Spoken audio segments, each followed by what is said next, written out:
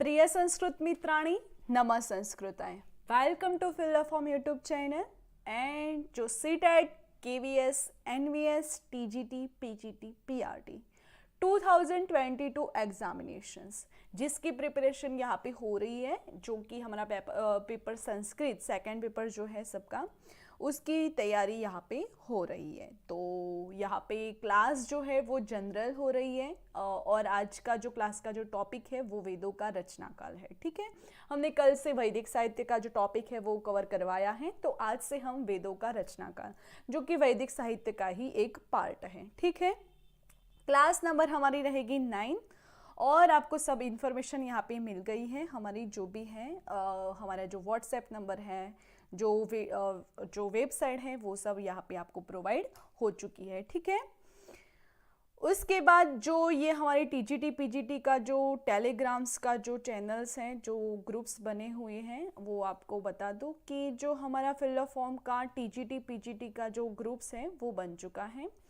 जिसको आप ज्वाइन करोगे तो आपको डेली के डेली जो भी क्लास के लिंक्स हैं वो आपको वहाँ पे मेंशन मिल जाएंगे। ठीक है, तो ये और भी ग्रुप्स हमारा यहाँ पे बना है, फिल फॉर्म का जॉब रिलेटेड है, ये हमारा PGT TGT के रिलेटेड है। तो दोनों को ग्रुप को आप ज्वाइन करना है पहले तो, क्योंकि ज्वाइन करना एक आपका जो बेनिफिट है। तो ज्वाइन करोगे तो आपको टाइम टू टाइम लिंक्स मिलेगी और कुछ भी अपडेट होगी क्लास के रिलेटेड होगी या फिर जो कोई मटेरियल्स होगा वो सब आपको वहाँ पे प्रोवाइड मिल जाएगा। ठीक है, तो आप उसको ज्वाइन कर सकते हो। और जो हमारी जो जॉब रिलेटेड जो है ग्रुप्स, उसमें आप ज्वाइन करोगे तो जॉब के रिलेटेड जो भी निकलती है, जो भर्तियां निकलती हैं, वो सब आपको वहाँ पे प्रोवाइड मिल जाएगा कि कहाँ पे वैकेंसी निकली है, कहाँ पे कौन सी जो सीट है वो खाली है, तो आप वहाँ पे अप्लाई कर सकते हो। तो आपके ही लिए दोनों ग्रुप्स बने हुए हैं, वहाँ पे जाके आप फॉलोअप कर सकते हो। ठीक है, और ये जो हमारे फिल फॉर्म की एप्लीकेशन है वो आपको गूगल प्ले स्टोर पर डाउनलोड करने के लिए मिल जाएगी। वहाँ पे आप डाउनलोड करोगे तो उसमें आपको free notes, mock test, old papers, वो सब मटेरियल्स आपको साथ में मिलेगा और साथ ही साथ हमारा 24/7 सपोर्ट मिलेगा। ठीक है, ये आपको बहुत हेल्पफुल होगी, आपकी प्रिपरेशन अच्छी होगी और आपका गोल अचीव होगा। ठीक है, कौन कौन ज्वाइन हो चुका है पहले मुझे एक बार बता लो तो हम देखते हैं। Satakshi ji, Maya Jatwa, very good. Abhishek, very good. Good afternoon all, good afternoon सभी को, गुड आफ्टरनून।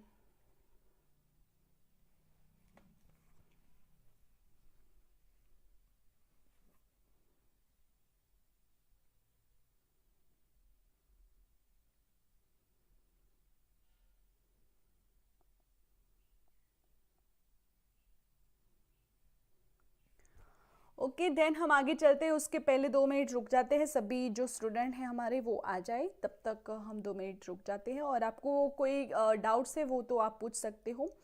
सताक्षी जी का कल मुझे पर्सनल में DM आया था कि मैम PhD का पेपर्स कैसे होता है एंट्रेंस का।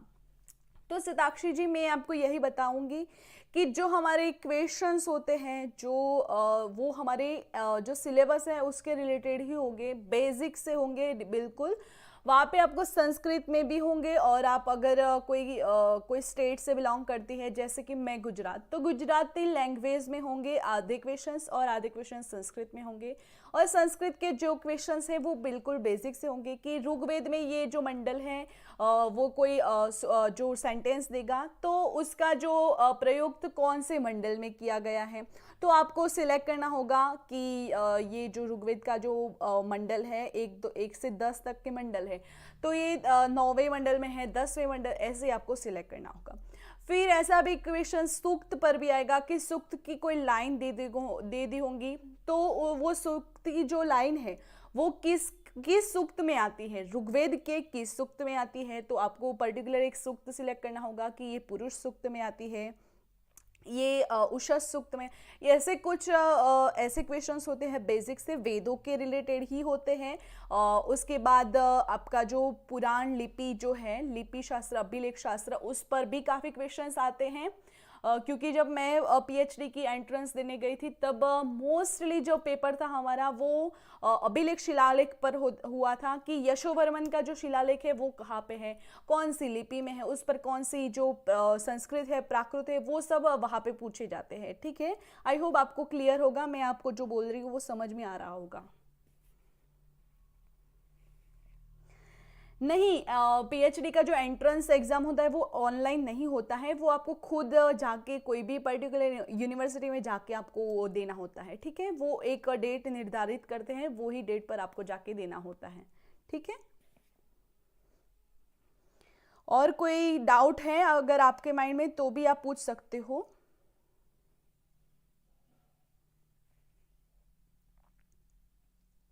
लखनऊ, ओके, लखनऊ है ना, तो आपकी जो यूनिवर्सिटी लगती है, तो यूनिवर्सिटी में जब आप एग्ज़ाम का जो एंट्रेंस एग्ज़ाम का जो फॉर्म फिलअप करोगे तब उसके रिलेटेड अपडेट आपको देखते रहना चाहिए गूगल पे। तो उसकी जब एग्ज़ाम होगी, जब एग्ज़ाम निकलेगी, उसकी डेट आएगी, वो डेट पर आपको वहाँ पे यूनिवर्सिटी पे जो सेंटर दिया होगा वहाँ पे जाके आपको देना होगा। ठीक है,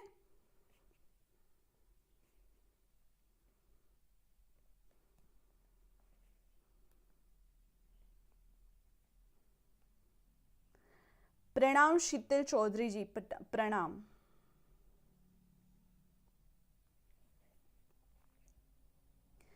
क्लियर हो अब? और कोई क्वेश्चन है तो पूछ लो, आप बेझिझक पूछ लो। और यहाँ पे मैंने आपको बताया था कि मैं लाइव क्लास में दूंगी उसका आंसर, क्योंकि काफ़ी स्टूडेंट्स के माइंड में यही होता है क्वेश्चंस कि मैम पीएचडी का एंट्रेंस कैसे देते हैं, ऑनलाइन होता है, ऑफलाइन होता है, उसमें कैसे क्वेश्चंस आते हैं, वो कितने जो क्वेश्चंस हमें सॉल्व करने हैं, ऐसे काफ़ी स्टूडेंट के माइंड में क्वेश्चन होता है। तो ये एक सवाल से सबके क्वेश्चंस जो सबके डाउट्स हैं वो सॉल्व हो जाए, इसीलिए मैंने आपको यहाँ पे रिप्लाई दिया। ठीक है,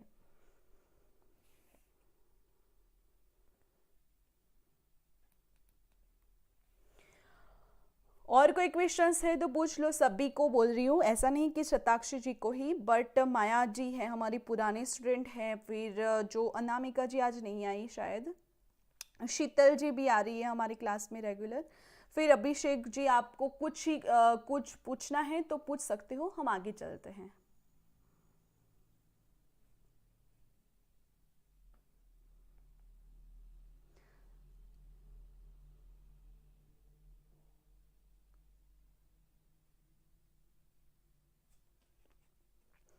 अच्छा, आपका डेट आ गया है जो है वो, ऐसा, पर 8 तो अगस्त होगा ना, तो अगस्त तो निकल गया, तो 6-8 क्यों लिख रहे हो आप?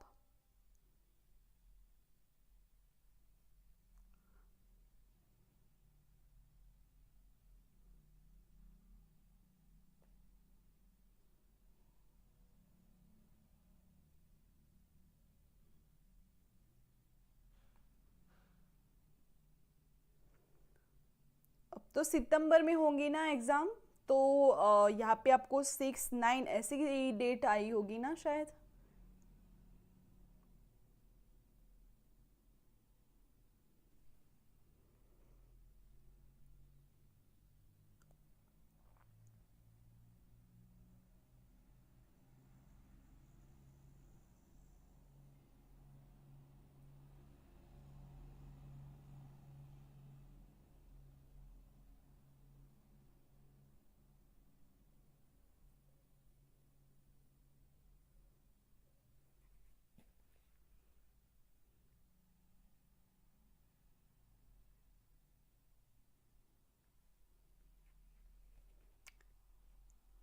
ओके, हम आगे चलते हैं, आई होप आपके जो डाउट्स थे वो क्लियर हो चुके होंगे। हमारी जो क्लासेस है, क्लासेस का टाइमिंग हम आपको बता दें तो करंट जीके की क्लासेस हमारी फर्स्ट स्टार्ट होकर 8 AM से होती है। करंट जीके जो सबके लिए होती है, एसएसटी सेकेंड पेपर के लिए होता है।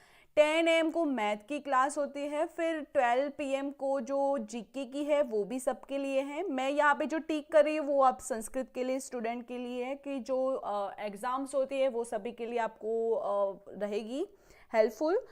तो जीके लगेगा, मैथ लगेगा, जीके जो है वो लगेगा। फिर यहाँ पे आपको संस्कृत हमारी जो 1 PM को है, फिर 4 PM को रीजनिंग की लगेगी।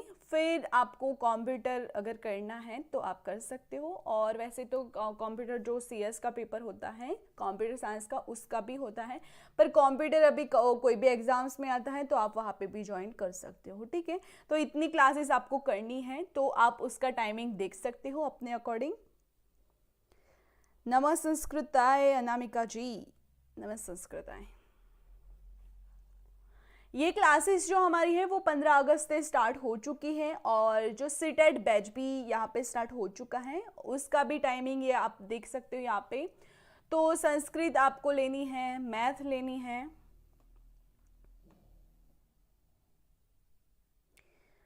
आपको मैथ्स लेनी है, संस्कृत लेनी है, रीजनिंग लेनी है, फिर आपको कंप्यूटर लेना है, तो ठीक है।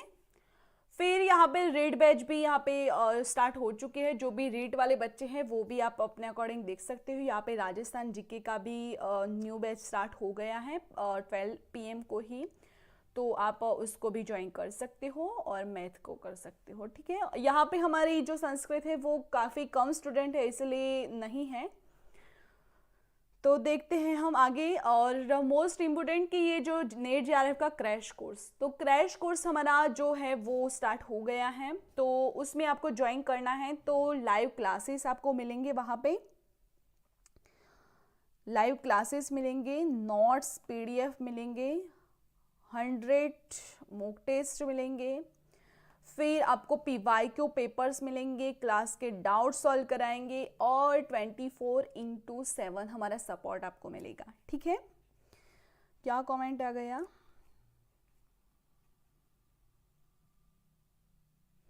मैम PGT में सिर्फ संस्कृत का ही सिलेबस होता है ना? हाँ जी, PGT हमारा सेकेंड पेपर जो संस्कृत है वही है। अगर आपको ज्वाइन करना है तो कर सकते हो, क्योंकि यहाँ पे पर्टिकुलर PGT के लिए नहीं है, यहाँ पे कंबाइन करके देखो। ये वैदिक साहित्य वो तो सभी एग्जाम में आता है, नेट JRF हो गया, जो एंट्रेंस है हो गया, फिर जो कोई भी एग्जाम्स UPSC GPSC जो भी क्लास 1-2 की एग्जाम्स होती है उसमें भी आता है। तो आप ये रेगुलर बैच जनरल क्लास है तो आप ज्वाइन कर सकते हो। ठीक है, ऐसा नहीं है कि आप अगर नेट की तैयारी कर रहे हो तो यहाँ पे नहीं, ऐसा नहीं है। अगर आप यहाँ पे आओगे तो आपको कुछ न्यू इन्फॉर्मेशन मिलेगी और आपके रिलेटेड भी मिलेगी, तो आपको जो डाउट्स होगी नेट JRF के रिलेटेड वो भी आपको सॉल्व हो जाएंगे। ठीक है,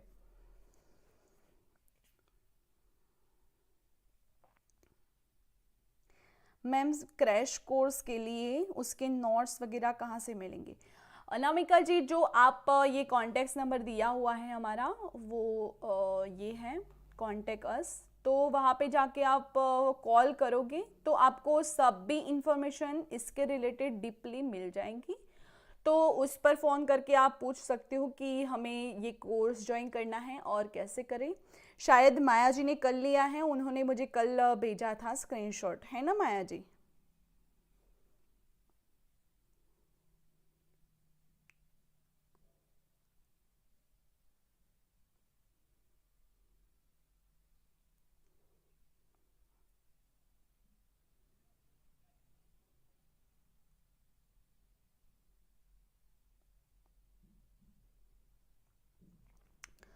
ये आप देख सकते हो। ठीक है, उसके बाद हमारा जो पहला जो हमारा फ़र्ज़ बनता है वो क्या है? वीडियो को लाइक करना। तो सभी स्टूडेंट वीडियो को लाइक कर लो पहले एक बार फटाफट से, मेरे प्यारे बच्चों वीडियो को लाइक कर लो।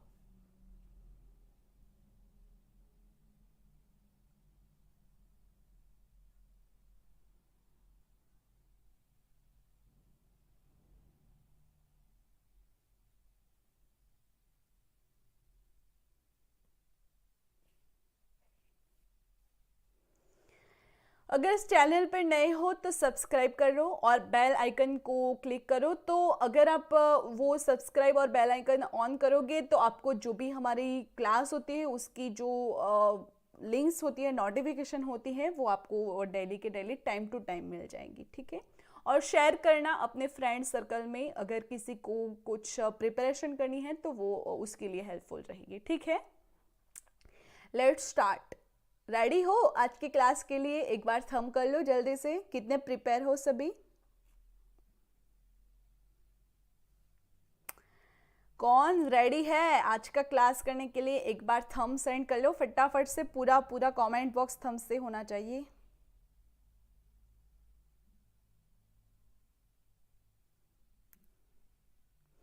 मैम फोन नहीं उठ रहा है, ऐसा है क्या?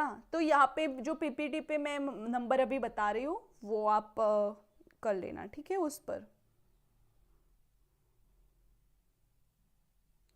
माया जी, आप अनामिका जी को हमारा जो टेलीग्राम्स ग्रुप है उसमें ज्वाइन कर लो, क्योंकि उनको दिक्कत हो रही है, 2 दिन से वो बता रहे हैं उनको नहीं ज्वाइन कर रहे हैं।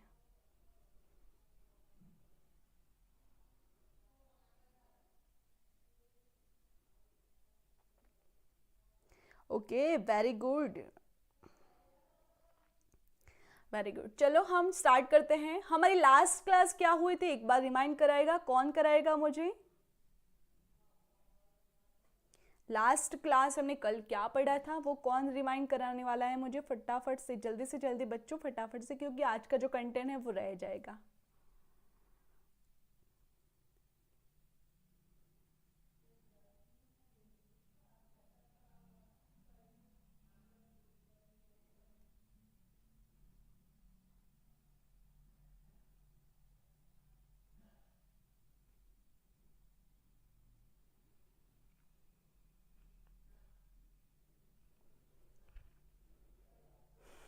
लास्ट क्लास क्या हुई थी हमारी?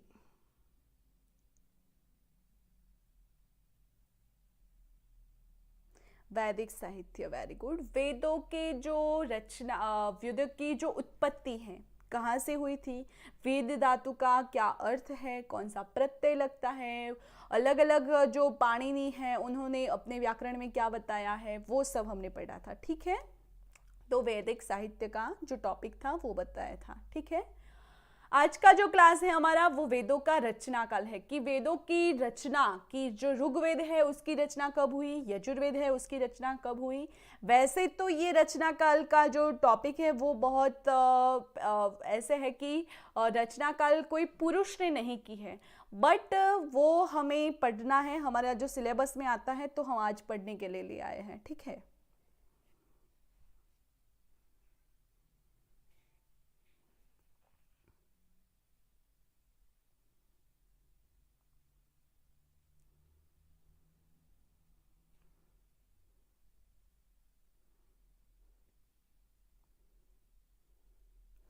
ओके, देन वेदों का जो रचना काल है वो निर्धारित वैदिक वांग्मय की एक जटिल समस्या है। जो समस्या के रूप में मैंने अभी आपको बताया कि वेद अपौरुष है पौरुष है, ये काफ़ी बार बहुत कंफ्यूजन वाला क्वेश्चंस होता है। तो पहले तो मैं ये बता दूं कि जो वैदिक वांग्मय की जो एक जटिल समस्या है वो वेदों का रचना काल है, ठीक है? तो हम पर्टिकुलर एक समय को नहीं बता सकते कि यही समय पर वेदों की रचना हुई होंगी, ठीक है?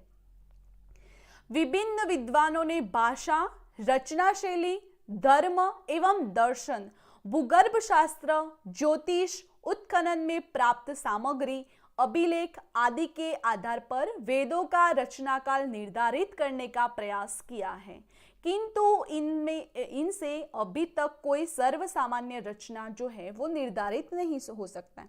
जो वेदों की रचना है वो विद्वानों ने भाषा, शैली, रचना की जो शैली है वो, धर्म, दर्शन ग्रंथ, भूगर्भ शास्त्र और ज्योतिष, उत्खनन, ऐसे जो प्राप्त सामग्री है, अभिलेख हो गए, शिलालेख हो गए, ऐसे जो प्राप्त सामग्री है उसके आधार पर जो समय रचना, जो रचना काल है वो बताया है। बट वो क्या है कि वो निर्धारित हो सकता है, सर्वसामान्य जो है वो अभी जो परफेक्शन वाला है वो नहीं मिला है, ठीक है? वो अभी एक समस्या के रूप में ही है। तो देखते हैं भारतीय षड दर्शन। भारतीय षड दर्शन कौन कौन से हैं? तो पूर्व मीमांसा है, उत्तर मीमांसा यानी वेदांत है, फिर है सांख्य, योग, न्याय, वैशेषिक जो दर्शन है, सांख्य दर्शन, योग दर्शन, न्याय दर्शन, वैशेषिक दर्शन एवं वेद भाष्यों को वेदों के अपौरुषेय का कथन किया है। जो हमारे दर्शन ग्रंथ हैं उसमें वेदों को अपौरुषेय माना है, ठीक है? अपौरुषेय माना है, यानी वेद कोई पुरुष की रचना नहीं है, ऐसा जो षड दर्शन है उसमें पाया गया है। पूर्व मीमांसा वेद को नित्य एवं अनुत्पन्न यानी उत्पन्न नहीं हुई है वो अनुत्पन्न मानती है। पूर्व मीमांसा में वेद को नित्य एवं अनुत्पन्न मानती है। समझ सकते हो आप मैं क्या बोल रही हूं?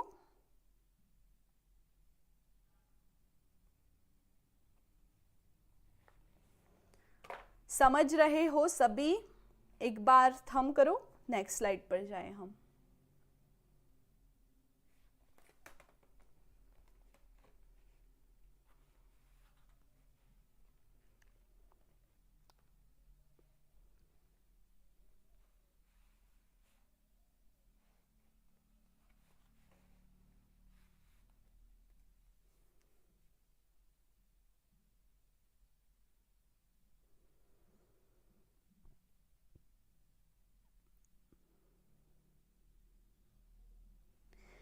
देन पाश्चात्य विद्वान जो है उन्होंने भारतीय परंपरागत वेदों के अपौरुषेय सिद्धांत को स्वीकार नहीं करते। जो पाश्चात्य विद्वान हैं वो भारतीय परंपरागत जो वेद के अपौरुषेय है ऐसा सिद्धांत को वो स्वीकार नहीं करते हैं।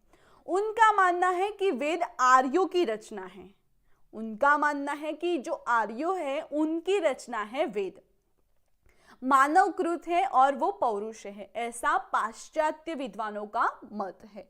एतएव अपौरुषेय नहीं है, उसका जो निष्कर्ष निकलता है पाश्चात्य विद्वानों का वो है कि वेद अपौरुषेय नहीं है। और अब मैं बताऊंगी वो पौरुषेय है, ऐसा काफी जो जटिल समस्या है वो मैं बताने वाली हूं आज।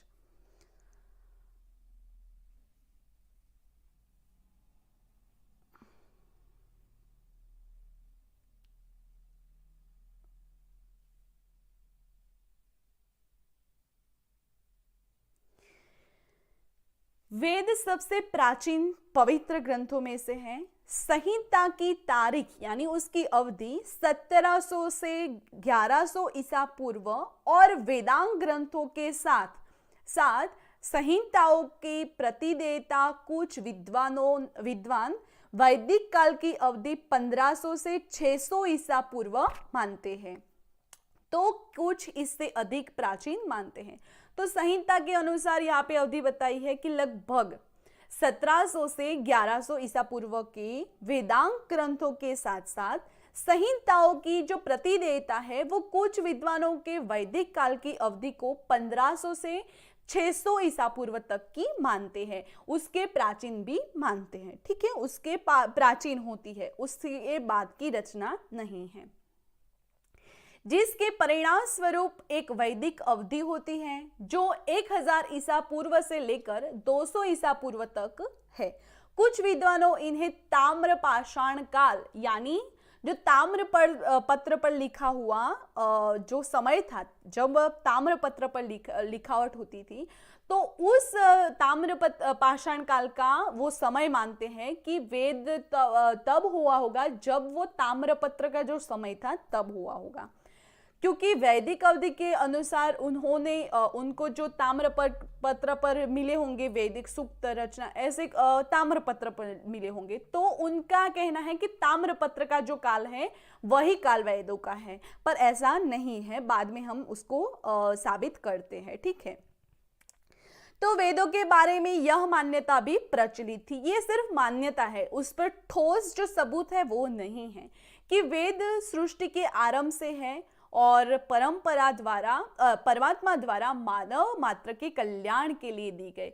कोई ऐसा भी मानता है कि वेद जो है वो बहुत ही प्राचीन है, यानी वेद जब सृष्टि का आरंभ हुआ तब परमात्मा ने मानव कल्याण के लिए वेदों की रचना की, यानी जो मानव के जीवन में कैसा जीवन जीना चाहिए, कैसा उसको अनुकरण करना चाहिए, उसका रहन सहन कैसा होना चाहिए, उसका व्यवहार कैसा होना चाहिए, उसको क्या करना चाहिए, उसको क्या नहीं करना चाहिए, ये सब उसको समझ में आए, यानी मानव का कल्याण हो, उसके अर्थ हेतु जब सृष्टि का जब उत्पन्न हुआ तब ही वेदों का उत्पन्न हुआ, ऐसा यहाँ पे बता रहा है। ठीक है, फिर वेदों के बारे में ये बताया हमने। तो वेदों में किसी भी मत, पंथ या संप्रदाय का उल्लेख न होना यह दर्शाता है कि वेद विश्व में सर्वाधिक प्राचीनतम साहित्य है। यानी इसका अर्थ होगा कि जो मत है, अनेक नैयायिकों के मत है, सांख्यायिकों के मत है, वेदांतसारियों के मत, ऐसा जो मत है, ऐसे जो पंथ, यानी बोलते हैं कि संप्रदाय काफी हो गए, जो बौद्ध ऐसे जो संप्रदाय है, वो संप्रदाय या पंथ या मत, उसके भी पहले की रचना हमारा वेद है, ऐसा बताया है। क्योंकि वेद में कोई पंथ, मत, संप्रदाय का उल्लेख नहीं मिला है, तो उसका कहना है कि वो उससे भी प्राचीन है। जब वेदों थे तब ये नहीं था, तो वेद जब तब के हैं जब ये नहीं थे। ठीक है, तो वेदों की प्रकृति विज्ञानवादी होने के कारण पश्चिमी जगत में इनका डंका बज रहा है। वेद की प्रकृति कैसी है? विज्ञानवादी है, तो उसकी वजह से पश्चिमी जगत है, जो पश्चिमी जगत है उस पर उसका डंका जो बज रहा है। और आपको मैं बता दूं कि जो हमारा ऋग्वेद है, जो हमारे वेद है, संपूर्ण जो वेद है, चारों वेद, तो वेदों में कोई भी ऐसा कार्य नहीं है कि जो बी की रचना है। जैसे कि आप मान लो कि विमान हो गया, एरोप्लेन, तो एरोप्लेन की शोध किसने की? सर्वप्रथम जब था ऋषिकाल, तब किसने बनाया था? वो पुष्पक विमान की बात आपने सुनी होगी। तो ऐसा तब से है, ऐसा नहीं है कि वो विमान अभी से ही है, कि अभी ही उनकी रचना हुई 2000 5000 वर्ष पहले, ऐसा नहीं है। तो ये जो है वो हमारे वेदों से ही है। जैसा देख ले कि हमारा जो आयुर्वेद, देखे कि हमारा जो अभी का जो मेडिकल है, तो मेडिकल में जो भी बीमारियां हैं, जो भी उसका जो इलाज का जो है मेडिसिन है, वो सब पहले भी थी, पर वो पहले क्या थी कि आयुर्वेद के रूप में थी। तो आयुर्वेद से जो चरक संहिता से, तो चरक संहिता वो हमारा आयुर्वेद का जो जनक है, चरक संहिता, तो चरक संहिता से सभी जो बीमारियां हैं उनका इलाज हो सकता था, ऐसा नहीं है कि अभी ही। बट पहले क्या था कि जो वनस्पति, औषधि, ऐसे उसका इलाज होता था। ठीक है, अभी क्या है कि विज्ञान की जो केमिकल्स होते हैं, ऐसे उसका इलाज होता है। ठीक है, समझ गए। पर वेद तो पहले से ही थे, उनमें ऑल जो सभी जो विषय हैं उसका समन्वय हुआ है। तो ऐसा नहीं समझना है कि वेद में ओनली ऋचाएं है, मंत्र है, और ऐसा नहीं है, समझ गए। ऐसा भी है कि जो संस्कृत का जो सामवेद है, सामवेद तो गान का है, यानी संगीत का वेद है। तो अभी जो संगीत है वो, और वो पहले के जो संगीत थे, तो संगीत की उत्पत्ति कहाँ से हुई? तो सामवेद से हुई। सामवेद में जब संगीत आया तभी पता चला कि ये संगीत भी ऐसा होता है कुछ, समझ गए। फिर संगीत के जो वर्ड्स है वो चेंज होकर अभी का जो संगीत है वो है। पर पहला जो संगीत है वो कहाँ से है? तो हमारा वेदों से है। तो वेद का कब के होंगे, ये जो उसका जो रचना काल है वो बहुत जटिल समस्या है। ठीक है, समझ गए।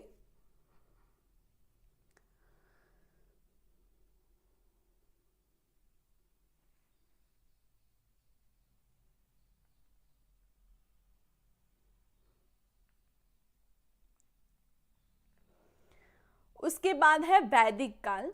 तो वैदिक काल में वेद ग्रंथों की रचना के बाद ही अपने चरम पर पहुंचा है। पूरे उत्तरी भारत में विभिन्न शाखाओं की स्थापनाओं के साथ, जो कि ब्राह्मण ग्रंथों के अर्थों के साथ मंत्र संहिताओं को उनके अर्थ की चर्चा करता है। बौद्ध और पाणिनि के काल में भी वेदों का बहुत अध्ययन, अध्यापन का प्रचार था। यह भी प्रामाणिक है। तो प्रामाणिक जब बताते हैं कि वेदों की जो रचना काल है, तो उनका जो रचना काल जो वेदों का है वो तो पाणिनि के समय में भी थी, बौद्ध के समय में थे, तो वो उनके पहले के ही थे। ठीक है, तो वैदिक काल बहुत प्राचीन है। माइकल विट्जेल भी एक समय अवधि देता है कि 1500 से 500 से 400, यानी 1500 से 500 या 400 ईसा पूर्व माइकल विट्जेल ने 1400 ईसा पूर्व माना है। उन्होंने विशेष संदर्भ में ऋग्वेद की अवधि के लिए इंडो आर्यन समकालीन का एकमात्र शिलालेख दिया था। उन्होंने 150 ईसा पूर्व यानी पतंजलि का जो समय था वैदिक संस्कृत साहित्य के लिए, वह एक टर्मिनल एंटीक्वीन के रूप में है। और जो 1200 ईसा पूर्व में जो प्रारंभिक आयरन आयु यानी अथर्ववेद के लिए जो टर्मिनल पोस्ट क्वीन के रूप में दिया है। तो माइकल विट्जे जो पाश्चात्य विद्वान है वो उन्होंने भी यहाँ पे अवधि बताई है कि 1500 से 500 या 400 ईसा पूर्व का ये वेदों का समय है, यानी 400 ईसा पूर्व भी माना जाता है। ऐसे उन्होंने अपना मत दिया है। ठीक है, हाउस द जोश, आपका जोश कैसा है? बाद में जो क्लास है वो तो करते ही है, बट इतना जो चलाया हमने वो आपको समझ में आया? आपका जो जोश है संस्कृत पढ़ने का वो कैसा है वो मुझे बताओ। कि हम जो क्लास अभी करा रहे हैं वो मैं मेरे लिए जो मेरे माइंड में जो है कि मैं आपको यानी जो सभी है जो हमारे व्यू करते हैं हमारे जो वीडियो को, उनको मैं ओनली यही करना चाहूंगी कि हमारी जो देवों की भाषा है, हमारी जो संस्कृत है, हमारी जो प्राचीन भाषा है, उनका उद्भव और विकास हो। ठीक है, मेरा यही मोटिव है कि मैं मेरी जो संस्कृत है, हमारी जो देवों की भाषा है, उनको मैं प्रवहन करूं। ठीक है, तो यही मेरा मोटिव रहेगा पूरी क्लास में। हाई लेवल, वेरी गुड माया जी, वेरी गुड। हाई ही होना चाहिए क्योंकि ये हमें बहुत इंटरेस्ट लगना चाहिए हमारी संस्कृत में। क्यों? हमें गर्व होना चाहिए कि हम हमारी देवों की जो भाषा है संस्कृत उसको पढ़ रहे हैं। सबकी बात नहीं है ये, सबके बस की बात नहीं है कि संस्कृत पढ़ना। ठीक है,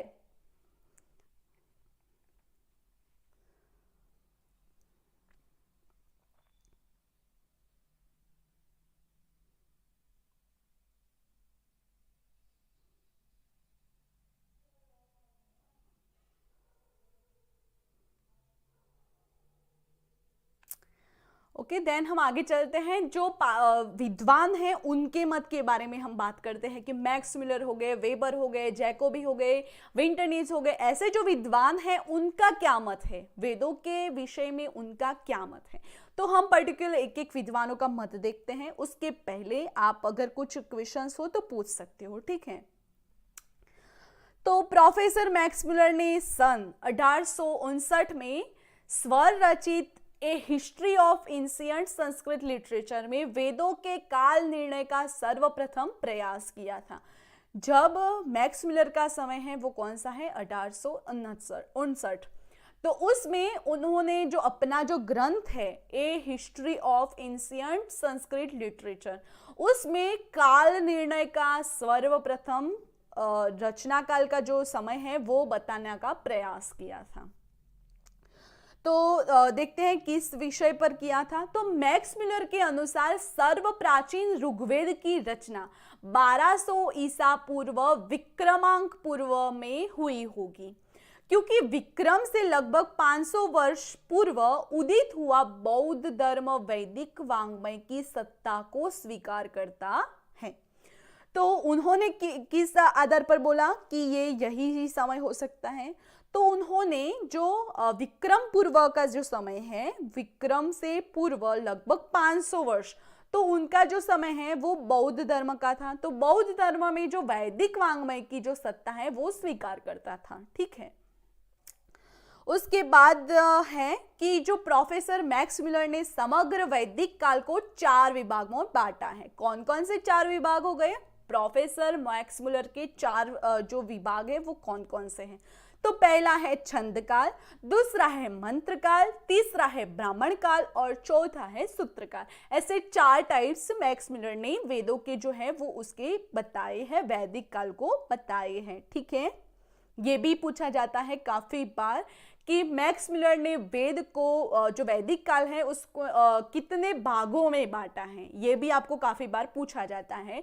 तो आपको उसका आंसर देना है कि जो मैक्स मिलर है उन्होंने वैदिक काल को 4 भाग में बांटा है। कौन कौन से भाग हो गए? तो छंद काल हो गया, मंत्र काल हो गया, ब्राह्मण काल हो गया और सूत्र काल हो गया। सूत्र काल को अंतिम काल भी बोला जाता है। ठीक है, ये समझना है। फिर आपको ये भी पूछा जाएगा कि निम्नलिखित में से कौन सा जो मैक्स मिलर का वैदिक काल का नहीं है, कौन सा विभाग वैदिक काल का नहीं है? तो 4 दिए होंगे, उसमें 3 सही दिए होंगे और एक गलत दिया होगा, वो आपको सिलेक्ट करना होगा। तो आपको ये सीक्वेंस में याद रखना होगा कि छंद काल हो गया, मंत्र काल हो गया, ब्राह्मण काल हो गया और सूत्र काल हो गया। ऐसे 4 पार्ट्स में डिवाइड किया है, ठीक है। तो प्रत्येक युग में उन्होंने जो युग की विचारधारा जो बताई है वो 200 वर्ष का काल बताया है। छंद काल और मंत्र काल के 200 बीच में जो 200 वर्ष का समय, उसके बाद जो मंत्र काल और ब्राह्मण काल उसमें भी 200 समय, उसके बाद ब्राह्मण और सूत्र और अंतिम काल भी बोल सकते, तो उनके बीच के भी 200 काल, ऐसा 2 बताया है, ठीक है।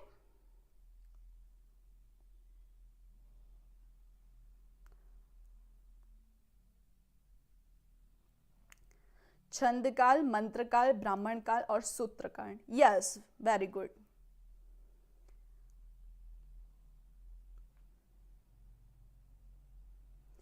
ओके, देन हम आगे चलते हैं, वो जो 4 काल थे उनके विषय में बात करते थे। तो सूत्र काल जो है वो उसका जो समय अवधि है वो 600 ईसा से 200 ईसा पूर्व तक की है। सूत्र काल की जो है वो 600 से 200। उसके बाद ब्राह्मण काल की है तो 800 से 600।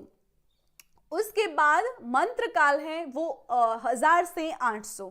फिर छंद काल का जो समय अवधि है वो 1200 से 1000। ऐसे 200-200 का गैपिंग करके हुए ये 4 विभागों में डिवाइड किया है।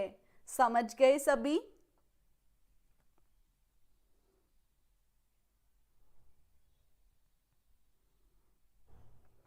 ओके, देन सन 1890 में ईस्वी में प्रकाशित फिजिकल रिलीजियन यानी भौतिक धर्म नामक अपनी पुस्तक में प्रोफेसर मैक्स मिलर ने अपनी भूल स्वीकार करते हुए लिखा है कि ये बात याद रखना कि 1890 में प्रकाशित फिजिकल रिलीजियन नामक अपनी पुस्तक में प्रोफेसर मैक्स मिलर ने ये अपनी भूल है कि ये जो हमने बताया वेदों का जो रचना काल वो अपनी भूल है, ऐसा उन्होंने खुद स्वीकार किया है। इस भूतल पर कोई भी ऐसी शक्ति नहीं है जो कभी निश्चय कर सके कि जो वैदिक मंत्र की रचना है वो कितनी पुरानी है, यानी 1000 है, 1500 है, 2000 है, 3000 विक्रमांक पूर्व है हो गई है, ऐसा कोई ये निश्चय नहीं कर सकता। ऐसा उन्होंने खुद अपनी पुस्तक में स्वीकृत किया है, ये भी आपको याद रखना होगा, ठीक है। परंतु हम भारतीयों का जो दुर्भाग्य है, यहाँ पे दुर्भाग्य की बात सुनकर मुझे भी अच्छा नहीं लग रहा है, तो परंतु हम भारतीयों का दुर्भाग्य है कि वेदों की काल निर्णय के विषय में मैक्स मिलर ने 1200 विक्रमांक को पूर्व की ही हम सनातन सत्य माने बैठे। ऐसा सनातन सत्य नहीं है, यहाँ पे दुर्भाग्य की बात की है। जबकि इस मत के प्रणेता मैक्स मिलर ने स्वयं अपनी भूल मानते हुए इस मत का खंडन कर चुके हैं कि ये जो मैंने अवधि बताई है वो सरासर गलत है।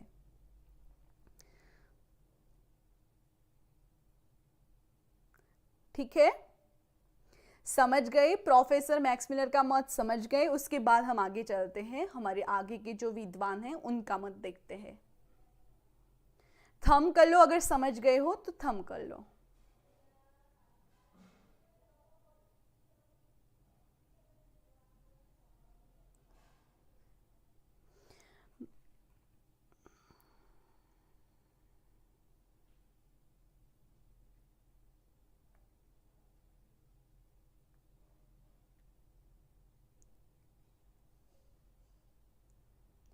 ईसा पूर्व यानी ईसा का जो जन्म हुआ था उनके पहले का, समझ रहे हो? ईसा जो है, जो ईसा उनका जो जन्म हुआ, जो यीशु ख्रिस्त है उनका जो जन्म हुआ उसके पहले का समय यानी ईसा पूर्व, और ईसवी यानी उसके बाद का। ठीक है,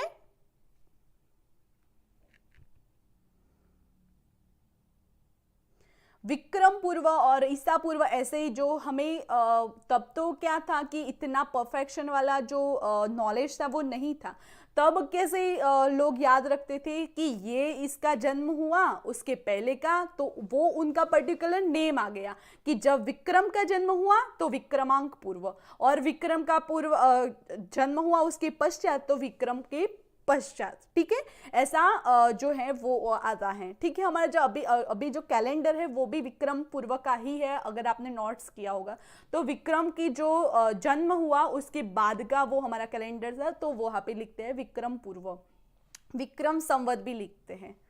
ठीक है, समझ गए? अब शीतल जी आपका डाउट्स जो है वो क्लियर है?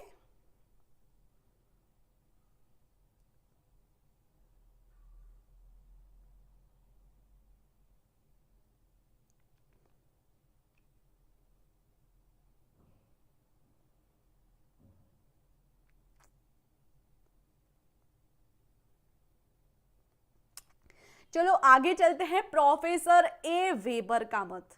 तो प्रोफेसर ए वेबर जो है वो जर्मन के जो विद्वान थे, तो जर्मन विद्वान प्रोफेसर ए वेबर का कहना क्या है, तो वेदों का समय निश्चित नहीं किया जा सकता। देखो उन्होंने तो पहले ही बता दिया कि वेदों का समय निश्चित नहीं किया जा सकता। वे उस स्थिति के बने हुए हैं जहां तक पहुंचने के लिए हमारे पास उपयुक्त साधन नहीं है। वेद है उतने प्राचीन है, तब हमारे पास उतने उपयुक्त साधन नहीं है वहां तक हम पहुंच सकते। तो वर्तमान प्रमाण हम लोग को उस समय के उन्नत शिखर तक पहुंचाने में असमर्थ है। जो वर्तमान के जो प्रमाण हैं, यानी ये हो गया, उसको कोई विद्वान अगर ये बोल दे कि मैं उसके आधार पर, यानी शिलालेख के आधार पर ये बता रहे, मैं ताम्रकाल के आधार पर, ऐसा जो प्रमाण है वो वर्तमान प्रमाण वो साबित नहीं कर सकता कि वेद इतने प्राचीन है। ठीक है, ओके। तो आगे देखते हैं, तो प्रोफेसर वेबर यह भी कहते हैं कि वेदों की जो समय को है कम से कम 1200 ईसा पूर्व या 1500 ईसा पूर्व के बाद का कथमपि स्वीकार नहीं किया जा सकता। यानी जो आगे बताया कि 1200 से 15 को बीच में जो है वो ऐसा वो स्वीकार नहीं करते हैं। तो देखते हैं प्रोफेसर वेबर ने अपनी पुस्तक जो हिस्ट्री ऑफ इंडियन लिटरेचर उसमें क्या लिखा है। तो यह तक लिख दिया है कि any such of attempt of defining the relic antiquity is absolutely fruitless. यानी वेदों का जो काल निर्धारण है वो प्रयत्न करना ही सर्वथा बेकार है, यानी प्रयत्न ही नहीं करना चाहिए, क्योंकि वेद कितनी प्राचीन है वो कोई साबित ही नहीं कर सकता है, तो ऐसा प्रयत्न करना ही बेकार है। ऐसे प्रोफेसर वेबर ने लिखा हुआ है। ठीक है, जो जर्मन के विद्वान हैं।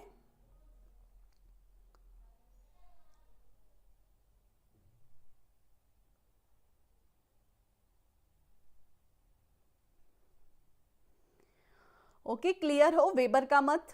आगे देखते हैं हम जैकोबी का मत, डॉक्टर जैकोबी का मत। तो क्या है डॉक्टर जैकोबी का मत? तो वो भी जर्मन के ही विद्वान थे, जर्मन विद्वान डॉक्टर जैकोबी का वैदिक काल विषयक सिद्धांत ज्योतिष की आधार पर जो आधारशिला है उस पर अवलंबित है। यानी जैकोबी का मत किस पर अवलंबित है? तो उनका जो सिद्धांत है वो ज्योतिष की आधारशिला पर, यानी वो ज्योतिष यानी ग्रहों नक्षत्रों उनकी गतियों के आधार पर वो बताते हैं कि जो बाल गंगाधर तिलक के जो मत है उनसे मिलता जुलता है। जो बाल गंगाधर तिलक है वो भी ज्योतिष के आधार पर ही उन्होंने अपना मत दिया था। तो डॉक्टर जैकोबी ने कृतिका और बसंत पांत, तो जो बाल गंगाधर तिलक है उन्होंने भी जो रचनाएं हैं बसंत, ऐसे जो हमारी ऋतुएं हैं उनके आधार पर, ग्रह के आधार पर, नक्षत्र के आधार पर ऐसे उन्होंने बताया था। तो वो जैकोबी भी यही कहते हैं कि जो हमारा जो कृतिका और बसंत पात है वो दोनों के आधार पर वेद मंत्रों का रचना काल शायद 4590 ईसा पूर्व तथा ब्राह्मण ग्रंथों का रचना काल 2500 ईसा पूर्व के पश्चात स्वीकार किया गया है, ऐसा डॉक्टर जैकोबी का कहना है। इस प्रकार संक्षिप्त में जैकोबी या याकोबी भी ये एक ही है। तो इस प्रकार संक्षिप्त में याकोबी के अनुसार 4500 ईसा पूर्व से 3000 ईसा पूर्व ऋग्वेद का रचना काल है तथा 3000 ईसा पूर्व से 2000 ईसा पूर्व तक ब्राह्मणों का रचना काल है, ऐसा जैकोबी यानी याकोबी का कहना है। ठीक है, समझ गए तो थंब कर लो। History of Indian literature, yes, उनकी जो पुस्तक थी वो उसका नाम है हिस्ट्री ऑफ इंडियन लिटरेचर।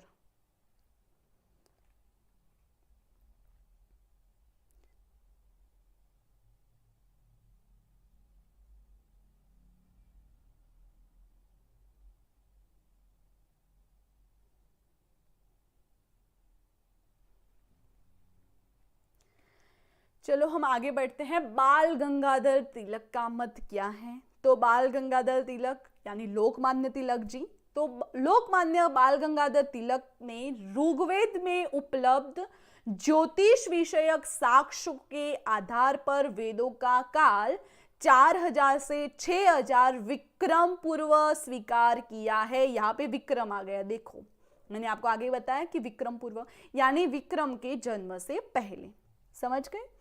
तो 4000 से 6000 विक्रम पूर्व का स्वीकार किया है। तो तिलक जी ने वैदिक काल को 4 विभागों में बांटा है। कौन कौन से 4 विभाग? अदिति काल, मृगशिला काल, कृतिक काल और अंतिम काल, ऐसे 4 पार्ट्स में बाल गंगाधर तिलक ने अपने जो मत है उसको डिवाइड किया है।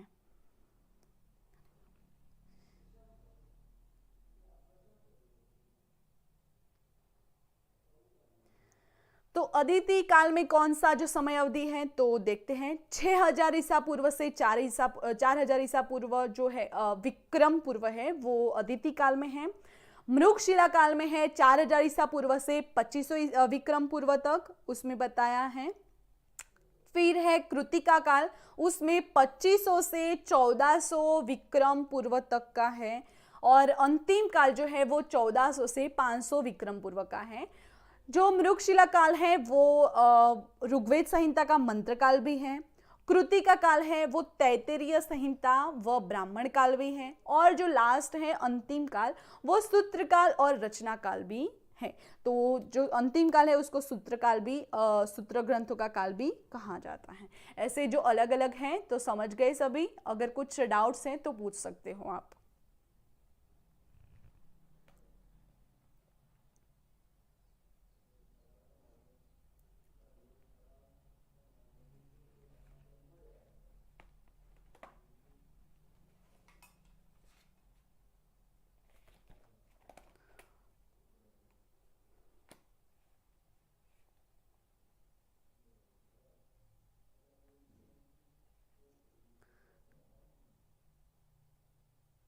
यस, विक्रम पूर्व का है। ओके, लोकमान्य तिलक जी ने ओरायन अपना जो ग्रंथ है ओरायन, तो उसमें पाश्चात्य लिखे गए जो अपने ग्रंथ हैं ओरायन के पश्चात लिखे गए जो ग्रंथ हैं Arctic home in the Vedas, ऐसा जो अपना जो गल है उस ग्रंथ है उसमें उन्होंने बताया है कि वेद काल को 4000 ईसा पूर्व बताया है। तो 4000 ईसा पूर्व का वो यहाँ पे वेदकाल बताया है। उन्होंने विज्ञान तथा ज्योतिष के आधार पर यह सिद्ध किया कि भारत में आने से पूर्व आर्य लोग उत्तरी ध्रुव में रहते थे और वहां पर वैदिक धर्म को ही मानते थे। जो आर्य लोग हैं, आर्यो हैं, जो हमारे यहाँ पे भारत इंडिया पर हमारे राज करा है आर्यों ने, तो जो आर्य जो लोग हैं उन्होंने उत्तरी ध्रुव में रहते थे और उन्होंने वहां पर कौन सी जो धर्म का वहन किया था, तो वैदिक धर्म का। तो उन्होंने यहाँ पे बताया है कि जो आर्य है, जब पूर्व भारत में जब पूर्व में आर्य लोग आए थे तो उन्होंने भी वैदिक धर्म का जो प्रचारण है वो किया था। ठीक है, उसके बाद है विंटरनिट्ज का मत। तो विंटरनिट्ज का मत क्या है तो देखते हैं। विंटरनिट्ज ने ब्राह्मण ग्रंथों, पाणिनीय व्याकरण की संस्कृत भाषा तथा अशोक के शिलालेखों की जो भाषा है, इन सब का वैदिक भाषा से साम्य को ध्यान में रखते हुए ऋग्वेद का काल जैकोबी तथा तिलक द्वारा जो निर्धारित तिथि है जो 4500 से 6000 ईसा पूर्व है उसके बीच का ही स्वीकार करते थे विंटरनिट्स। ठीक है, विंटरनिट्स किसके आधार पर करते थे? तो ब्राह्मण ग्रंथों, पाणिनि व्याकरण, संस्कृत के जो भाषा है उसके, पाणिनि व्याकरण की जो संस्कृत भाषा है उस पर, फिर अशोक के जो शिलालेख हैं उस सब समन्वय करके हुए, साम्य रखते हुए उन्होंने जैकोबी और तिलक के मत को स्वीकार किया है। ठीक है,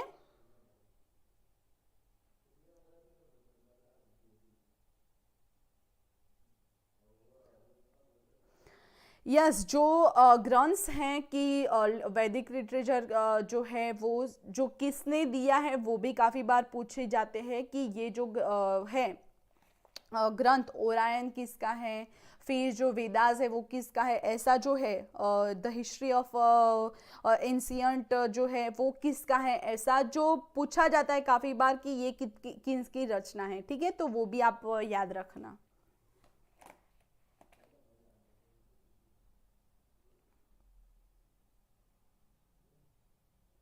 वहन किया, यस, वहन किया था आर्यों ने।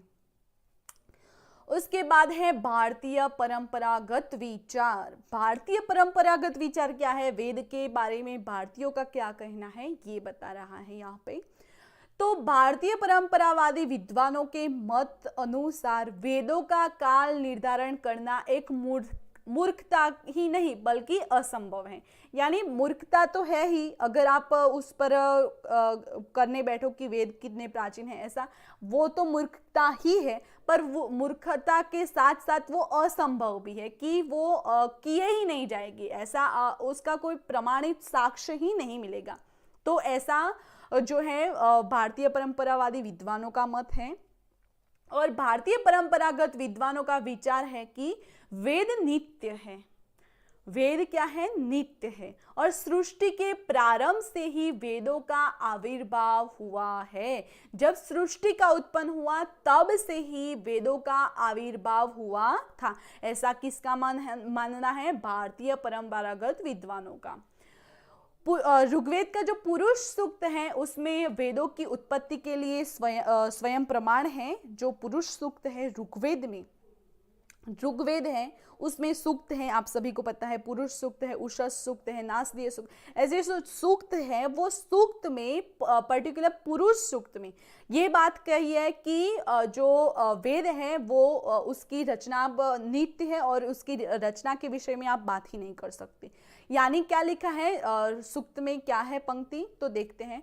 तस्मात् यज्ञात् सर्वहुतः रुचः सामानि जग्निरे छंदासी जग्निरे तस्मात् यजुस्माद जायत। यानी जो जिसमें सब कुछ होम हो गया है, यानी जो भी है वो सब होम हो गया है हवन में, तो वो होम होकर जो है वो यज्ञ में जो रुचाए हैं, साम की उत्पन्न जो रुच हुआ, साम हुआ, जो सब उत्पन्न हुए, होम होकर जो उत्पन्न हुआ, जो होमा गया उससे जो उत्पन्न हुआ, रुच और साम जो उत्पन्न हुए, उससे छंद उत्पन्न हुए और उससे जो यजुष उत्पन्न हुआ, वो सब बहुत ही प्राचीन है, आपके बस की बात ही नहीं है, आप बात ही नहीं कर सकते, ऐसा उसमें लिख ही लिया है। ठीक है, तो ऋग्वेद का जो पुरुष सूक्त है उसमें ये बात बताई गई है। तो भारतीय मत में क्या है? तो भारतीय मत में जिन परमात्मा के सृष्टि की उत्पत्ति की उसी ने सृष्टि के पूर्व वेदों की रचना की होगी, इसीलिए वेद अपौरुषेय हैं। तो भारतीय मत पर्टिकुलर एक क्या हो गया कि परमात्मा ने जब सृष्टि की उत्पन्न की होगी, जब सृष्टि की रचना परमात्मा यानी ब्रह्मा जी ने की होगी, तब ही सृष्टि के उत्पन्न होने से पहले वेदों की रचना की होगी। ठीक है, वेदों की रचना अपौरुष है, यानी कोई पुरुष की रचना नहीं है, कोई पर्टिकुलर पुरुष की रचना नहीं है, यानी वो परमात्मा की रचना है, इसीलिए वेद अपौरुष है। ये बात सर्व सनातन सत्य है। भारतीय परंपरावादी विद्वानों का कहना है कि सृष्टि का कर्ता विधाता ने सृष्टि उत्पत्ति के पूर्व जिस विचारधारा की सर्वप्रथम कल्पना अपनी बुद्धि में की वही अमरा या वेद है। यानी ब्रह्मा जी ने जब सृष्टि उत्पन्न करने का विचार किया, तब उसके पूर्व उनके माइंड में जो विचारधारा आई कि सर्वप्रथम जो कल्पना थी वो उनकी बुद्धि में, वो है हमारे वेद। यानी वेद कोई पर्टिकुलर की रचना नहीं है, कोई किसी का मत नहीं है, किसी का कहना ये है कि जो ये काल है वो कोई नहीं है, वेद अपौरुष ही है, ऐसा सत्य सनातन सत्य है। ठीक है, ये आपको याद रखना होगा। तो जो ब्रह्मा जी हैं सृष्टि के कर्ता, उन्होंने सृष्टि की उत्पत्ति करने से पहले अपने माइंड में जो विचार किया होगा वो है वेद। सिंपल सी डेफिनेशन है, वो आपको क्लियर होगी। क्लियर है तो आप थंब सेंड कर सकते हो। यस, ब्राह्मण ग्रंथ, पाणिनि व्याकरण और संस्कृत भाषाओं तथा अशोक के शिलालेखों होगी भाषाओं वैदिक भाषाओं में शामिल कर इसकी तिथि का निर्धारण 4500 से 6000 ईसा पूर्व के बीच स्वीकार किया है। हाँ, पर वो पर्टिकुलर उनका ही मत था। ऐसा जो लास्ट में जब उनका जो बेसिक्स जो निष्कर्ष निकलता है वो क्या है कि वेद अपौरुष हैं, यानी किसी की रचना नहीं है। जब सृष्टि की रचना की होगी ब्रह्मा जी ने, तब उनके माइंड में जो क्वेश्चन आया होगा कि ये मानव जब सृष्टि पर जाएगी तो वहां पे जाके क्या करेगी, किस आधार पर अपना जो जीवन है वो व्यतीत करेंगे, उनका आचार विचार व्यवहार कैसा होना चाहिए, वो उनका रहन सहन कहना है ना कैसा होना चाहिए, उनको क्या करना चाहिए, क्या कार्य करना चाहिए, क्या पढ़ना चाहिए, क्या नहीं करना, वो सब जो बताया है वो हमारे वेद हैं। यानी उनके माइंड में जो बना वो हमारा वेद है, ऐसा लास्ट में उसका निष्कर्ष है। ठीक है, समझ गए? ओके, तो निष्कर्ष देखते हैं हम। यदि निष्कर्ष देखें तो उपरोक्त तर्कों तथा मतों के आलोक में यह निश्चित रूप से कहा जा सकता है कि ऋग्वेद की रचना के कालानुक्रम का वास्तविक व सटीक जानकारी कर पाना मुश्किल है। ये आपको ध्यान रखना हो। किंतु उक्त मतों के अनुसार यदि बात करें तो ऋग्वेद की जो रचना है वो 1800 ईसा पूर्व से 1200 ईसा पूर्व के मध्य माना जाता है। यदि इस तिथि को और संभवित करें तो इसे 1500 ईसा पूर्व से 1200 ईसा पूर्व के अंतर्गत रखा जा सकता है। किंतु ज्ञातव्य है कि 1000 ईसा पूर्व से आसपास ऋग्वेद संहिता में कुछ महत्वपूर्ण सुधार हुए। सुधार तो हुए ही होंगे, क्योंकि काफ़ी क्या है कि हम जब पीएचडी करते हैं तो हम तब तो पीएचडी स्कॉलर ही है, हमारे पर गाइड होते हैं, गाइड के पर डीन होते हैं। ऐसे जो है तो हमसे कोई भूल होती है तो वो सुधार करते हैं, उनके ऊपर जो कोई है तो वो ऐसा जो सुधार तो होता ही है। उनके माइंड में क्या है वो हमें नहीं पता होता है, तो उनके जो रिव्यू है वो हम सुधार करते हैं, ऐसा बोला जाता है। तो सीधा सुधार है वो, ये बात है। अतः कुछ विद्वान ऋग्वेद की रचना की तिथि को 1500 ईसा पूर्व से 1000 ईसा पूर्व में रखते हैं, जो कि अब तक की सर्वसामान्य तिथि है। इस काल 1500-1000 ईसा पूर्व को ऋग्वैदिक काल भी कहा जाता है। ठीक है, उसके बाद है प्रमुख विद्वानों के अनुसार वेदकाल। ये टेबल के थ्रू मैं आपको बता दूंगी कि जो और भी जो विद्वान हैं उनका मत क्या है, किस आधार पर है, और रचना काल का समय क्या है, समय अवधि, उनका आधार क्या है, उनका प्रमाणित साक्ष्य क्या है और किनका मत है, ये हम देखते हैं। ठीक है,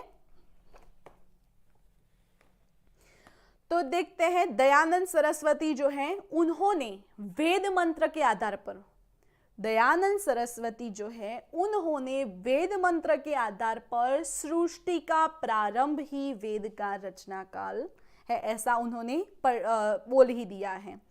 उसके बाद है दीनानाथ शास्त्री चुलेट। तो उनका ज्योतिष के आधार पर, क्या ज्योतिष के आधार पर 3 लाख पूर्व का समय बताया है। उसके बाद है अविनाश चंद्र दास भूगर्भ, भूगोल या सरस्वती नदी के साक्ष्य के आधार पर 25,000 ईसा पूर्व का समय बताया है। उसके बाद है नारायण भवनारायण पावगी, उनका आधार है भूगर्भ ज्योतिष के आधार पर। किनके आधार पर? भूगर्भ ज्योतिष के। और रचना काल क्या है? 7,000 ईसा पूर्व। बाल गंगाधर तिलक, तो उन्होंने ज्योतिष और उसमें पर्टिकुलर वसंत संपात, यानी जब वसंत का जो संपात होता है तो तब का उनका जो आधार है, उनका जो रचना काल किनका कौन से टाइम का बताया है? तो 6,000 ईसा पूर्व से 4,000 ईसा पूर्व का। उसके बाद है डॉक्टर R.G. भांडारकर, तो उनका मत ये है कि वेद मंत्र के आधार पर उन्होंने बताया है और रचना काल जो है वो 6,000 ईसा पूर्व का है। शंकर बालकृष्ण दीक्षित का ज्योतिष के आधार पर 3500 ईसा पूर्व का बताया है। एच याकोबी यानी जैकोबी, उनका जो मत है वो ज्योतिष ध्रुव तारा पर है। किन के आधार पर? ज्योतिष ध्रुव तारा पर। 4500 से 2500 ईसा पूर्व का। विंटरनेट्स, तो मितानी शिलालेख, पर्टिकुलर शिलालेख, मितानी जो शिलालेख है उनके आधार पर 2500 से 500 ईसा पूर्व का यहाँ पे बताया है। उसके बाद है वेबर का मत, तो वेबर का मत किन के आधार पर है? तो गौतम बुद्ध जो संप्रदाय है, तो गौतम बुद्ध के आधार पर, उनके आविर्भाव पर, गौतम बुद्ध के आविर्भाव पर उनका साक्ष्य है और उनका जो समय है वो 1500 से 1200 ईसा पूर्व का है। उसके बाद मैक्स मिलर जी हैं, तो मैक्स मिलर भी बौद्ध साहित्य पर बताया है। तो उन्होंने 4 पार्ट्स में डिवाइड किया है, छंद काल, मंत्र काल, ब्राह्मण काल और सूत्र काल। तो छंद काल को 1200, मंत्र काल को 1000, ब्राह्मण काल को 800 और सूत्र को 600, ऐसा उनका समय अवधि बताया है। वेदों के रचना काल का टॉपिक्स यहाँ पे क्लियर हो, आप सभी बता सकते हो।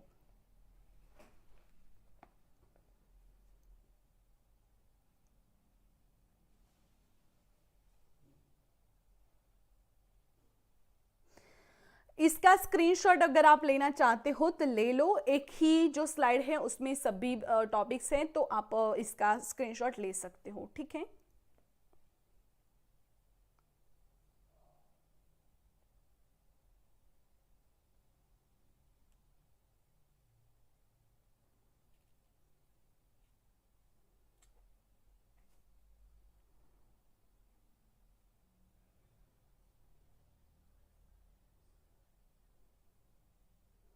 ले लिया तो थंब करो, मैं नेक्स्ट स्लाइड शो कराती हूँ।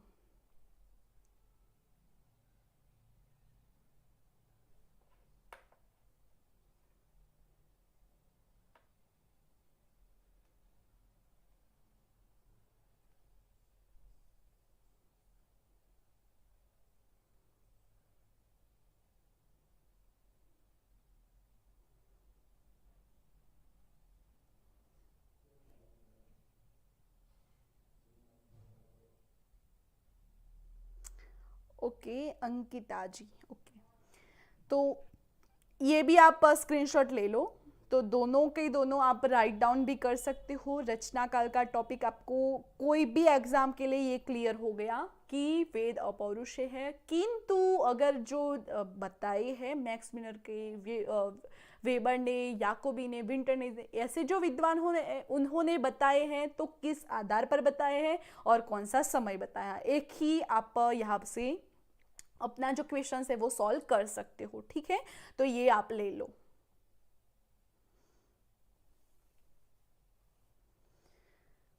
प्रियंका सरकार, yes ma'am, okay, very good. Time हमारा हो गया है, पर स्टार्टिंग में आप नहीं थे तो हम थोड़े लेट हो गए, कोई ना। ओके देन नेक्स्ट क्लास क्या होगी हमारी? वैदिक साहित्य पर ही होगी। वैदिक साहित्य का विभाजन कैसे हुआ, कितने पार्ट्स में हुआ, रुचाएं, मंत्र, संहिताएं जो कैसे हुई उत्पन्न, कौन से डिवाइस हुए वो सब हम कल करवाएंगे, ठीक है। तो तब तक के लिए ये जो हमने आज पढ़ाया वो आप प्रिपेयर करना अच्छे से, और सभी एग्जाम के लिए आप प्रिपरेशन अच्छे से कर सकते हो, और अपने खुद के नोट्स बना लेना, ठीक है। ये मोस्ट इंपॉर्टेंट बात है। फीडबैक, अगर आपको क्लास कैसा लगा और कोई डाउट्स है क्लास के रिलेटेड, अगर आपको कोई डाउट्स है तो आप फीडबैक में कमेंट्स बॉक्स में कर सकते हो। और यहाँ पे हमारा टाइमिंग बताया हुआ है, टाइम आप अपने अकॉर्डिंग देख सकते हो, अपनी जो क्लास है उसमें ज्वाइन कर सकते हो। फॉर मोर इन्फॉर्मेशन के लिए सारे सोशल मीडिया अकाउंट्स हमारे फिलअप फॉर्म के यहाँ पे दिए हुए हैं, वहाँ पे जाके आप फॉलो अप कर सकते हो। और आज के लिए इतना ही। Thank you for watching this video. Have a nice day, take care, bye all students. नमः संस्कृताय।